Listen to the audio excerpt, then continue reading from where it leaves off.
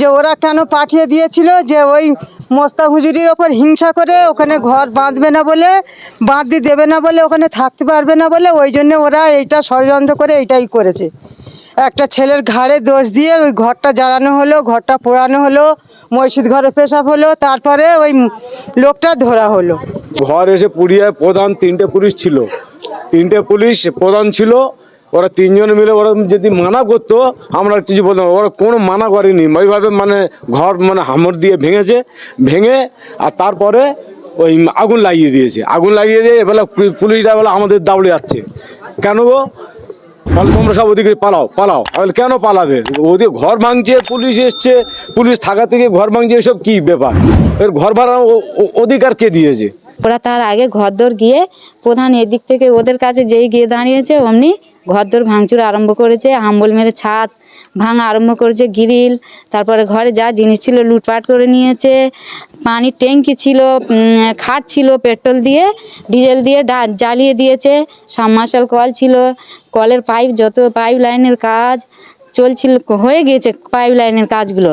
তারপরে কারেন্টের পাইপ লাইনের কাজ, সব কাজগুলো সব ভেঙে ভাঙচুর করে দিয়েছে, উড়ে নিয়েছে। 2 ঘরে 2টো পাথরের আলমারি করেছিলাম, সেগুলোও ভেঙে দিয়েছে। তারপরে আরও অন্যান্য ক্ষতি করেছে।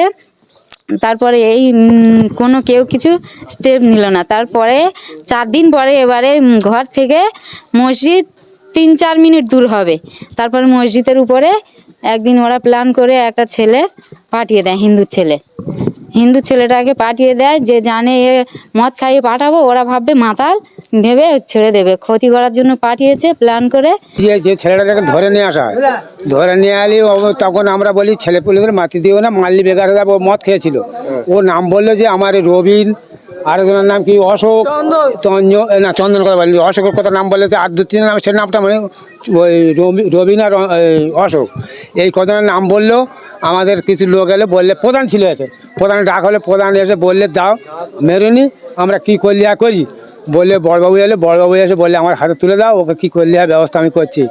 ওরা প্রথম দিন, হ্যাঁ বারপুর থানার বড়বাবু এসে উনি নিজে বললে আমি কী করলি না করলি করছি। তারপরে এই পর্যন্ত আমরা আর কোনো কিছু শুনিনি। তারপর ওখানে তো একটা ঘটনা ঘটেছে, ঘটার পরে তার 1 দিন পরে এখানে ঘটেছে এই ঘটনা।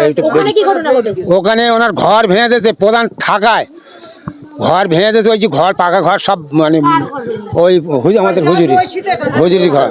হ্যাঁ, একটা মিথ্যে অর্ডার দিয়েছে, বলে যে ঘরের ভেতরে অনেক খারাপ কাজ হয়েছে বলে সেই ঘরটা ভেঙে ওই ইস্যু করে ভেঙে দিয়ে ওখানে প্রধান সামেত থাকাতে ঘর ধরে ভেঙে দেয়। প্রধান বলছে আমি ঠেকা দিতে পারিনি। তারপর পুলিশ এসে আমরা দাঁড়িয়ে হয়েছি, প্রধান বলে তোমরা এসে নিয়ে আমরা আমি দেখছি করে পুলিশ এসে আমাদের তেড়ে চলে গেল। কিন্তু ওদের আর যারা ভাঙছে তাদের কাছে কিছু বললেন, তাদের তাড়লো না, আমাদের তেড়ে চলে গেল, 2 পা সব চলে গেল। আমরা সবাই জানে না কি, সব জানে, সব লোক বারবির থানার পুলিশ এসে মতো সব 2 পা না, কার গ্রেপ্তারও করেনি, কার ধরেও নি, তারা সব ঘরে আজ সব হচ্ছে। ঘর ওই সেই জিনে ছাদ ভয় সিনে ঘর পুড়ে, সেই দিনই ঘর পুড়েছে। আমাদের মসজিদে এসে পেশাব করে গেছে, আমাদের কোরআন ছুঁড়ে ফেলে দিয়েছে। আমরা চাই আমাদের ধর্মের ঘরের আঘাত করেছে। কেননা কিছুদিন আগে 2 দিন আগে আমাদের মাওলানার ঘর ও জ্বালিয়ে দিয়েছে একটা মিথ্যে কেসে। সেই কেসের উদাহরণ করে উনি বলছে যে আমার একজন পাঠিয়েছে, তার নাম জিজ্ঞাসা করলাম, বললে অবিন পাঠিয়েছে। অবিন ওই তো বিন্দাখালী উনি সদস্য না কি, আমরা অতটা জানি না। যে বলছে যে রবিন পাঠিয়েছে, রবিনের নাম বললো রবিন আমাদের মদ খাইয়ে আমার পাঠিয়ে দিয়েছে, আমার এইসব করার জন্য আমার এখানে পাঠিয়েছে। হ্যাঁ, ওই ছেলেটার নাম আমি ঠিক বিধান সর্দার মনে হচ্ছে। বিধানকে যখন আপনারা ধরেছেন তখন বিধান বলছেন যে আমাকে রবিন পাঠিয়েছে এইগুলো করতে। আমি এসে ঘটনাস্থলে দেখলাম যে ওকে ধরে ওখানে বসানো হয়েছিল, জিজ্ঞাসা করছিল, তখন আমরা শুনলাম যে এই কথাও বলছিল। এরকম ঘটনা আগে ঘটেছে না, এরকম ঘটনা কোনোদিন ওরা এখন ঘটেনি।